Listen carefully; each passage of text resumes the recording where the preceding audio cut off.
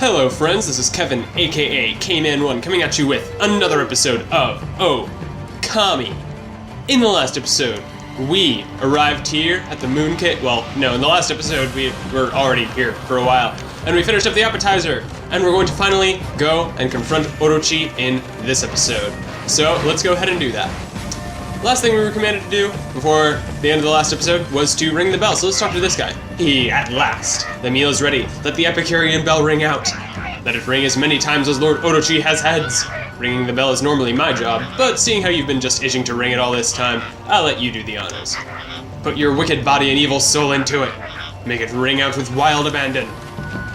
So yes, what we need to do is ring it 8 times, one for each of Orochi's heads. And yes, you need to do it 8 times, and it's obnoxious and weird, but it'll automatically let the cutscene go as soon as you hit the 8th. So it's not that bad.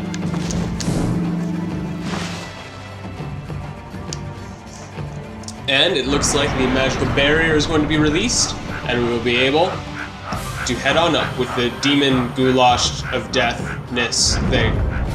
I don't remember the official name. And you might think, Kevin, how could you possibly not remember the name? You just recorded the last part. No, I didn't. This is a separate recording from the other parts of the Moon Cave, which you might think is a little weird. Like, I would want to be right on my toes right before facing one of the final bosses in the game, but it's not as bad as you think. Phew, that sure was stressful. I wish I hadn't seen Lord Orochi's throne room. There's something about that place that just terrifies me. Sorry, pal, but would you mind taking this elevator to that throne room again? What? Are you insane? Oh, come on, please. I mean, I want to take a peek at Lord Orochi's throne room too. Come on, just this once. But we're just Lord Orochi's lowly underlings. Lord Orochi will surely gobble us up if we barge in during dinner. You really want to see the throne room that bad? Really want to go? Heck yeah. I can see that you won't change your mind. I'll take you to the throne room if you want to go that bad. After all, I was born to operate this elevator. Well, at least he's confident. But yeah, you might think Orochi, being such a hyped up boss for this entire time, will be like ridiculously impossible to take down, but not to break the tension, but he's really more tedious of a fight than a difficult one. But I'll get into what I mean after quite a handful of cutscenes. Golden Gate that I'm ignoring, let's go ahead and run our way up to the top.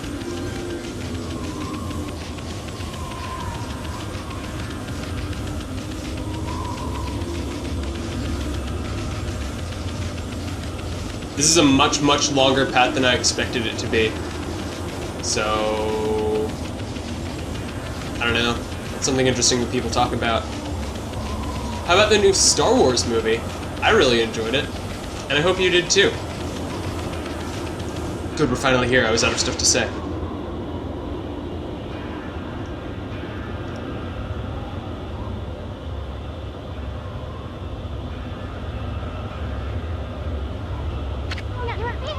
Ami, look, over there.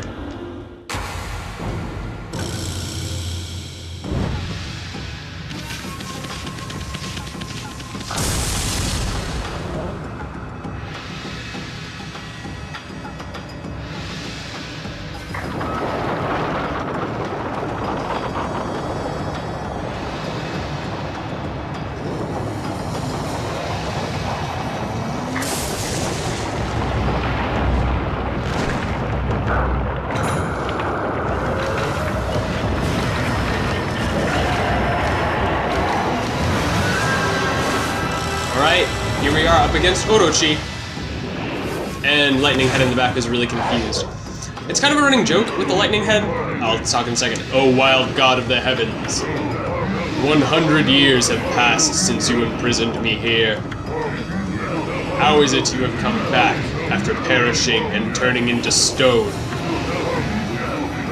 100 years in a cold, stony tomb. You reek of decay. I've heard enough. Bottoms up, big guy.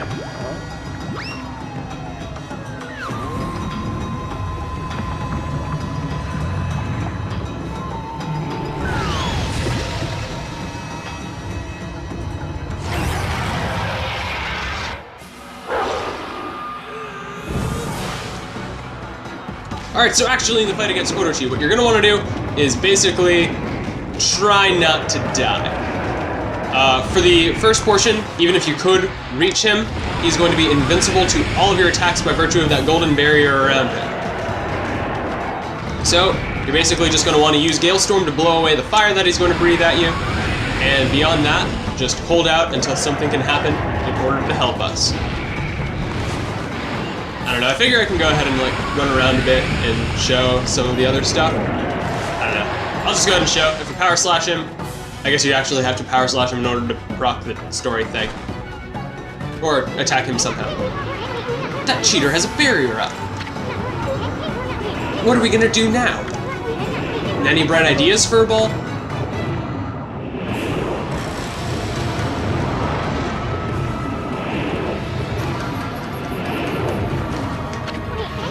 Run, Kushi, run! Hold it right there, vile serpent.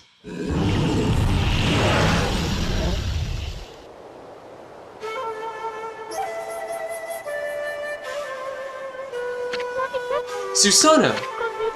You came! I knew you'd come! Have no fear, Susanoo is here. Orochi and I have a score to settle. Pops?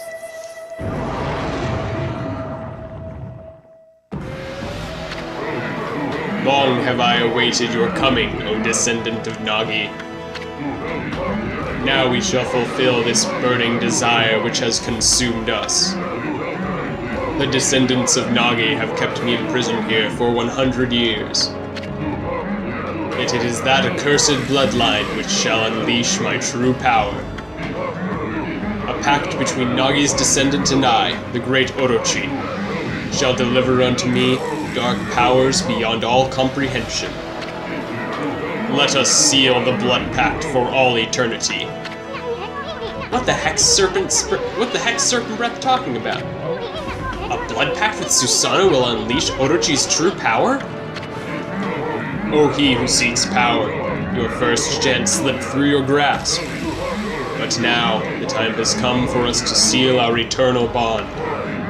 Speak the words, I wish darkness upon the world.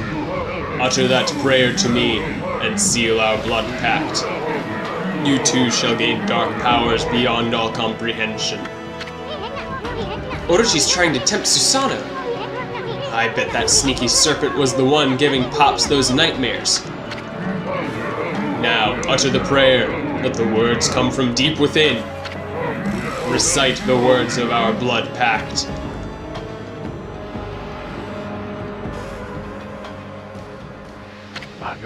Oh, I shall. I am the descendant of Nagi. Behold, Susanoo, the greatest warrior who ever lived. Hear me, vile serpent who would seek to harm a helpless woman.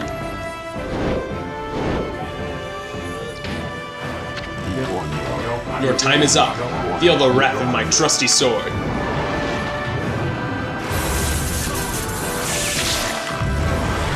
And Susanoo is able to pierce Orochi's barrier. Foolish beast, did you really think you could deceive me? The only pact for me is the one that comes with my bloodline. If it is my fate to fall battling evil, then so be it. I seek help from neither god nor demon. The heroic bloodline of Nagi is all I require to slay you.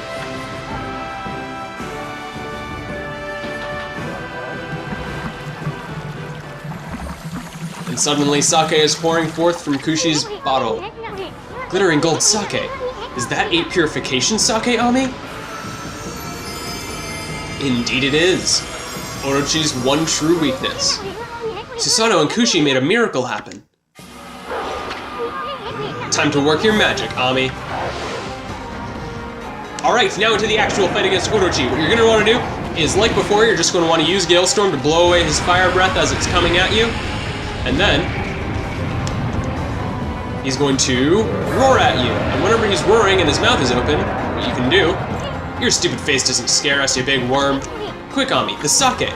Shoot the 8 purification sake right into Orochi's gaping mouth. Yes, like Isun said during the cutscene, which interrupted our ability to actually do it. Once Orochi roars at you, all you need to do is use Water Spout to guide the sake from the basin into Orochi's mouth.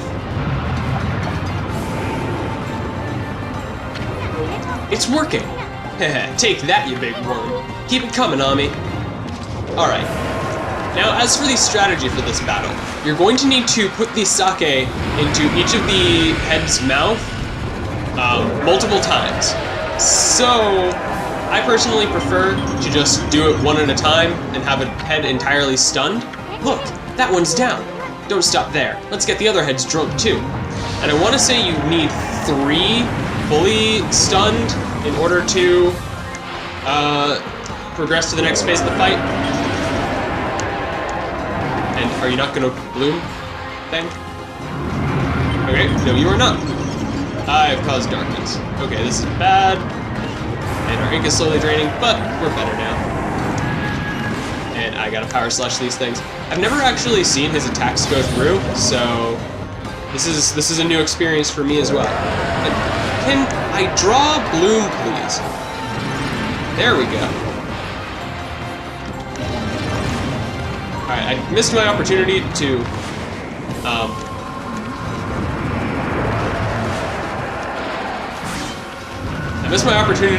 catch him while he was roaring because Bloom is really just being difficult with me right now. But in order to fight Darkhead Orochi, you have to bloom his dark blossoms and then put the sake into his mouth. Oh my goodness. I'm sorry, I probably should have just moved on with my life, but I'm persistent, dang it. And so, next up is the Windmouth, who is also weak to Gale Storm. Yeah, I don't get it either. But you just Gale Storm to blow away his tornadoes that he will shoot at you, and put the sake into his mouth as always. And now that you've gotten the 3 heads down, you are able to get up onto his back, and you need to aim for the bell that is on the mountain of his body. And there's a camera angle to let us know that, yes, that is what we need to do. So, the easiest way to do this is, you remember that exorcism slip L we got earlier? What you're gonna wanna do is go into the menu, and go ahead and just let it loose. Boom, down in 1 hit. But we're not quite out of the woods just yet. Now, Orochi's heads are going to have a kind of snapping attack, I guess. And then they are going to automatically be able to be hit. The worm's down! Looks like that barrier is finally dissolved, and if that's the case, then you're free to finish Orochi off with your weapons and brush. Yes, we are now able to actually damage Orochi for the first time this entire battle. This is now an option open to us. So just gonna go ahead and power slash him down, so that's 1 head, and I'm just gonna go ahead and go, anti-clockwise? Clockwise? I don't actually know what direction I'm facing. And this is the Earth head. Basically, I got hit. I'm not gonna do perfectly on damage, and I know I'm gonna do badly on time just because I got stopped up by the Dark head, so... something worth noting is that pretty much all of Oroshi's heads are weak to fire, except for the fire head, so you can actually take very good advantage of the source of fire. Camera, what are you doing? Holy crap. Okay, I'm just getting trolled like crazy with this game. The camera's bugging out on me. The Dark Head Bloom power wasn't working. Nothing is going my way in this fight, but like I said, it's really more tedious than actually difficult, even with a terrible run like this one. Anyways, now we're on to the Poison Head. Guess what its weakness is? Except it doesn't actually matter because it's not going to use its attack, but its weakness would have been Gale Storm had we actually gone and done that like that. Alright, can you actually hit the thing?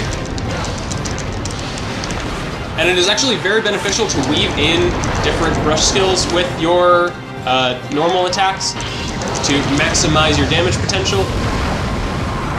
And another benefit of this fight is that because, if you're using a rosary at the very least, you'll pretty much always have very, very high godhood, unless you get hit like a scrub like I do.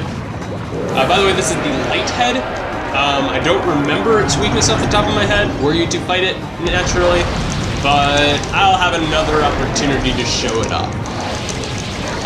Not to spoil anything, but yeah. Anyways, just gonna use Inferno to end that guy's life, and now it's time for the Thunderhead. Now, kind of the joke with the Thunderhead is that it gets very confused about what's going on because it's the exact opposite of Orochi's main head, Fire. So it's always the last one to learn about things as they're happening. It's kind of funny if you ask me, but that's not really the point right now. Anyways, down goes that guy, on to the next one. This is the Waterhead.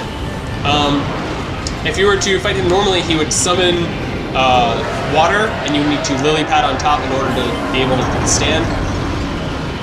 And then you could just dodge his other attacks as they're coming at you. And camera, can you stop being an idiot?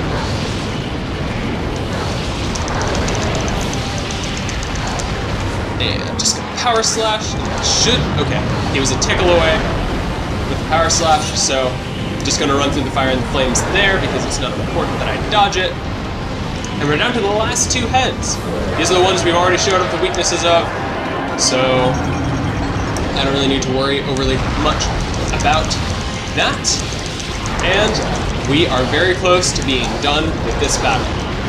I gotta say I am a fan of, because honestly, of the battles we've done so far, Crimson Helm is the easiest, but I still find it to be more fun than this one, because this one just gets to be... Why are you using your elemental power? I mean, not that I'm complaining, but you're the only one to have done it during this phase. I don't get you, Darkness Orochi head. Anyways, last head is going down, and we're going to finally have rid the world of Orochi.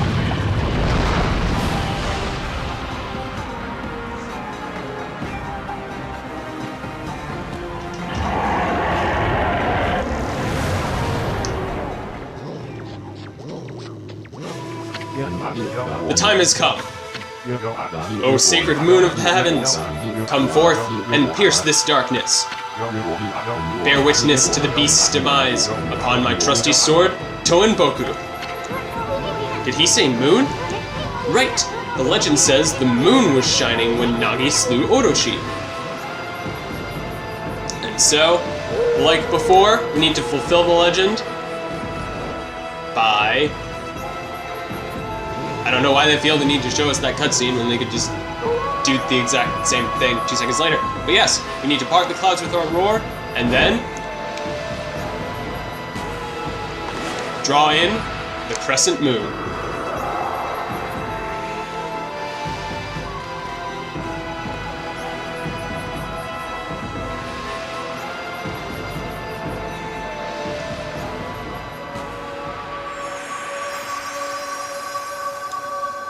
Now get ready for the best level up in all of video game history.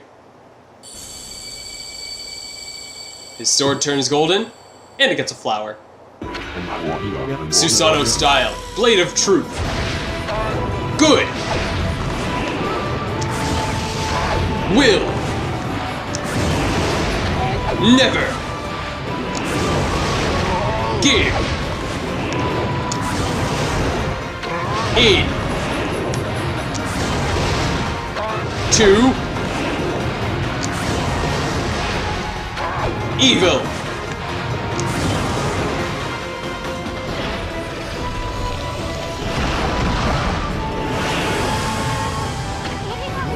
Finish it off, Ami. No, Fido. I don't need your help this time. Now, for the ultimate in Susanoo-style martial arts. Celestial Cleaver.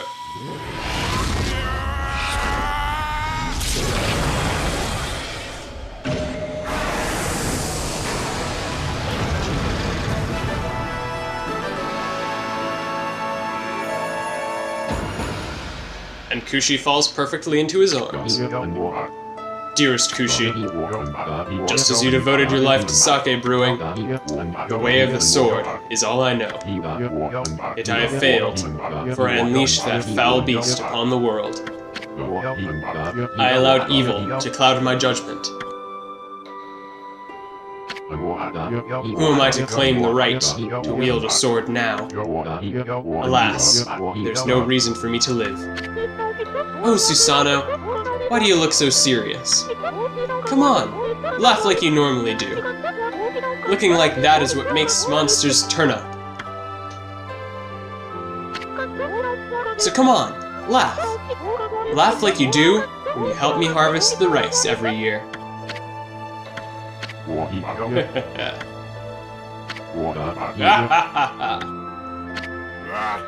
I'm not gonna try to laugh because my voice really isn't that great right now. This is a very nice moment. But in addition to being a nice moment, we finally gain access to the third type of divine instrument, the glaives. We obtain divine instrument, Sumugari. Hold and release button for charged. I'll go over what that means later.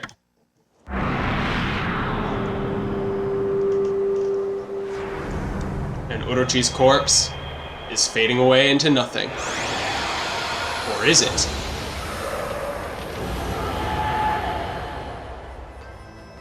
And so it came to pass that 100 years after its first defeat, the dreadful Orochi succumbed to Amaterasu and Susanoo's onslaught. As the foul breath left Orochi's twisted body, the curse lifting, a powerful sword known as Sumugari appeared. It was the reborn form of Tsukiyomi, which had been consumed by Orochi. Armed with this new blade, Amaterasu prepared for further adventure. At that moment, a mysterious evil force emerged from Orochi's corpse, splitting off in all directions, flying off into the distant sky. At that time, no one had any inkling as to just what that force was. The truth is, the real calamity and chaos had yet to visit the world. But for the time being, Kamiki found itself enjoying a new era of peace. Our story, however, is far from over. In fact, it is just beginning. That's right, Ami. We're just getting started. I mean, we can't let a great adventure simply end like this. Now give me one of those famous victory howls of yours.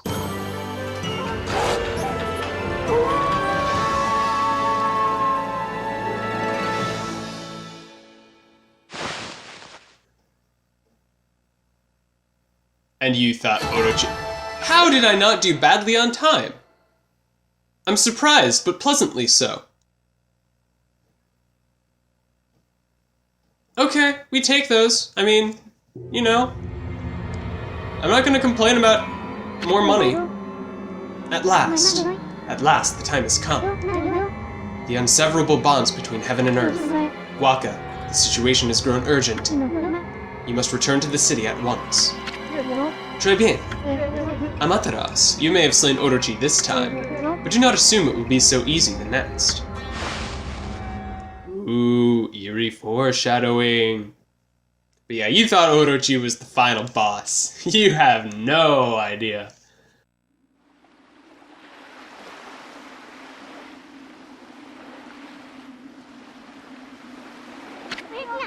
Check out that starry sky.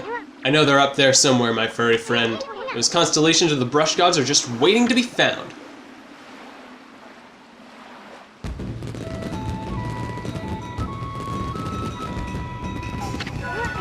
Whoa, that must have been one of Tama's fireworks. Wonder if the villagers already found out that Orochi's dead. Oh, I know, it must be the festival. They just started the annual Kamiki Festival. Oh yeah, time to party, furball. Back to the village, hurry. Would you like to save the game? Not right now, I'm in the middle of an episode. But yes, I just have to return to Kamiki for the festival. And there are a lot of people around to talk to, and they're all going to say different stuff, but I'm just going to cut to the one or two people in particular that I really think are worth showing off. Up over here by Sakyu's tree, you can see Camellia and Camille checking out the fireworks. Yeah, we're so lucky to see a display like this on our travels. But who we really want to talk to is none other than Sakuya herself. Great Mother Okami Amaterasu, I am filled with unbridled joy at your safe return.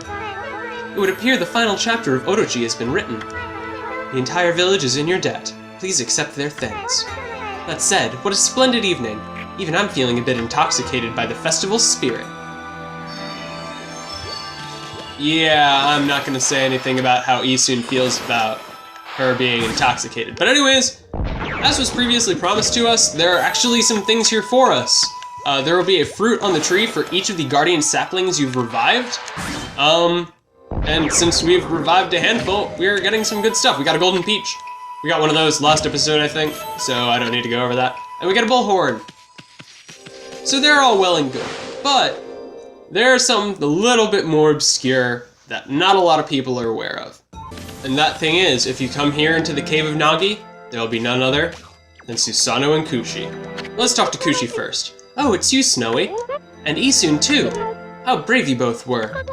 Everyone here in the village is so grateful to you. We really can't thank you enough for bringing us peace at last. Oh, come on, sweetie. Everyone plays their part in dangerous times like these. There's no need for us to go around thanking each other. Very well, Isun. Thank you.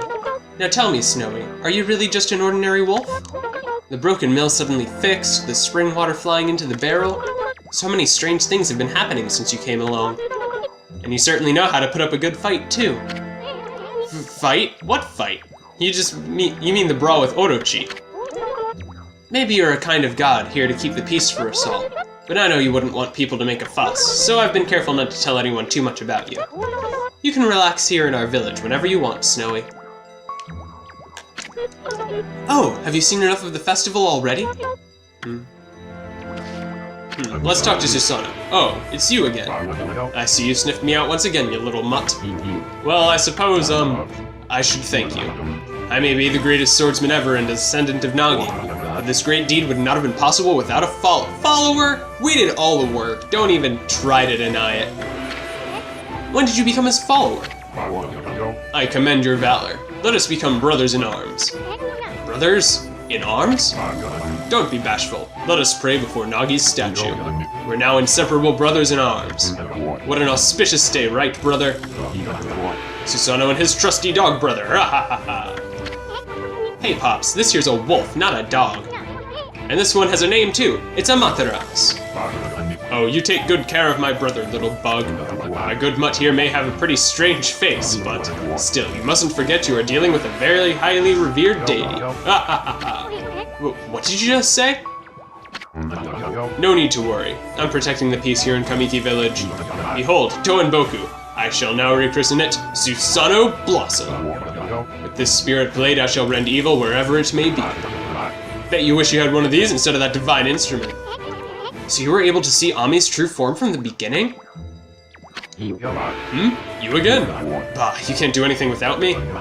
Listen up, you two. I'm in the middle of something important with Kushi. You get my drift? Now scram! Yeah, I'll go ahead and leave these two be. As for Susanoo, I think it is such an interesting kind of end to his character arc to find out that, yeah, he knew Amaterasu was no ordinary wolf the entire time. And he was just running away from his fate because he was afraid of, basically, his own failure. But that is a discussion that I don't really feel like having now because I don't have the mental energy. Anyways, I'm going to go ahead and meet you back at the entrance to the village. Where do you think you're going? It's party time, Furball. I mean, the Kamiki Festival's only once a year. Let's cut loose. Well, Isun's suggesting that we really need to talk to everyone, but I don't feel it's overly necessary to show all of that. So I'll go ahead and say that in this episode, we defeated the dreaded Orochi and restored peace to the land of Nippon. And next episode, we're going to be seeing what there is all around for us to explore. See you guys then.